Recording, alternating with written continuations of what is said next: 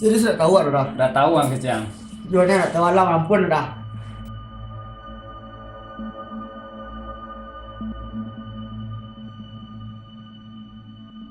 Mangga di situ. Batu tak boleh bosku dah. Cuma itu tuh tidak karasur yang boleh. Yang tak bayang dia mungkin yang mau memasangkan mahkota kepada kedua orang tua boleh dirapkan.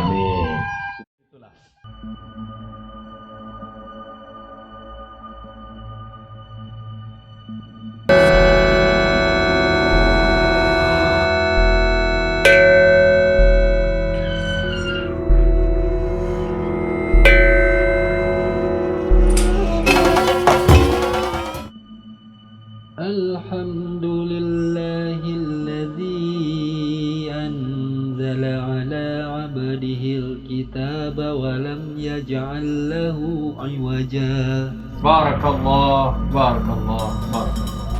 وننزل من القرآن ما هو شفاء ورحمة للمؤمنين ولا يزيد الظالمين إلا خسارا. Sesungguhnya Al-Quran ini adalah obat penyembuh. Tiada batas usia untuk belajar Al-Quran dan tiada batas waktu untuk mempelajarinya. Jika memang kita mengakui bahwa bacaan Al-Quran adalah alunan terindah, seharusnya yang paling banyak kita baca dan dengarkan adalah Al-Quran.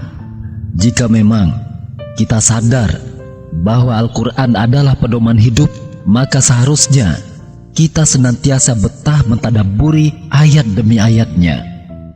Wahai generasi muda, tempat terindah buatmu adalah dalam majelis ilmu, duduk bersama orang-orang soleh, dan tumbuh dalam ketaatan kepada Allah. Berpahit susah menuntut ilmu adalah kemanisan di kemudian hari. Namun bernikmat dalam kelalaian adalah kesulitan di masa depan.